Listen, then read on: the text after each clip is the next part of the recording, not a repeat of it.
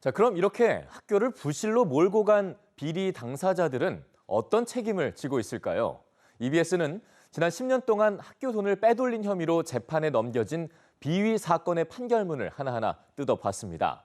실형 선고는 3명 가운데 1명도 안 됐는데 개인 이익만을 위한 건 아니었다. 그래도 교육 발전에 헌신했다라는 게 선처의 주된 이유였습니다. 서연아 기자가 취재했습니다.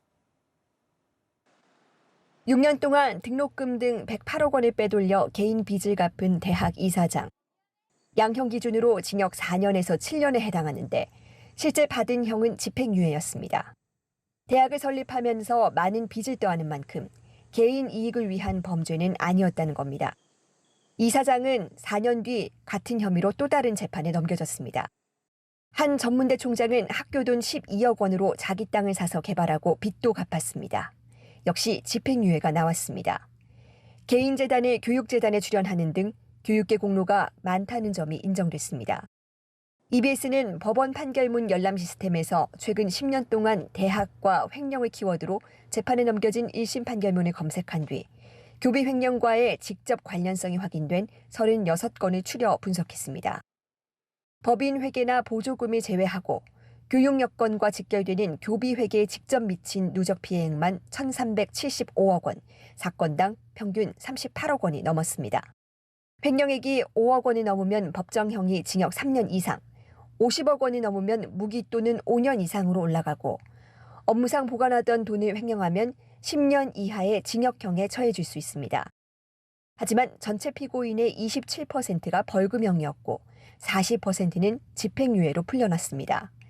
실형을 산 비율은 31.9%로 3명 가운데 1명이 채 안 됐는데 평균 형량도 2년 2개월로 양형 기준에서 가장 낮은 수준에 집중됐습니다. 사립학교에서는 그런 19억 원의 부정행위가 나더라도 집행유예 판결이 나고 일반 회계적인 금융기관에서는 그거를 10억 미만, 거의 10억에 가까운 돈을 횡령한 경우에 5년씩 실형을 살고 있는 것과 비교해 보면 사립학교 관계자들은 선처받고 있다. 빼돌린 돈을 개인 쌈짓돈으로 쓴 것도 확인된 것만 32%에 달했습니다. 손자의 원룸비를 내거나 가사 도우미 월급을 주고 조부모 산소공사에다 심지어 아파트 분양대금으로 쓰기도 했습니다.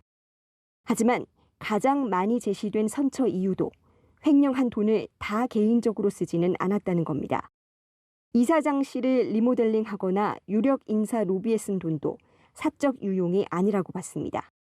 대학을 자기의 개인 소유물로 본다는 거거든요. 그렇기 때문에 이제 이거를 돈을 갖다가 교육을 위한 목적으로 써야 되는데 개인의 돈으로 보다 보니까 마음대로 쓰는 거죠. 교육과 관련된 범죄에 대해서는 일반 사건보다 좀 더 무겁게 양정을 해야. 이미 학교 돈을 빼돌린 전과가 있는 사례도 판결문에 명시된 것만 2건이었는데 해당 학교 모두 2번의 사법 처리 이후에도 비리 관계자가 학교 운영에 복귀한 것으로 확인됐습니다. EBS 뉴스 서연아입니다.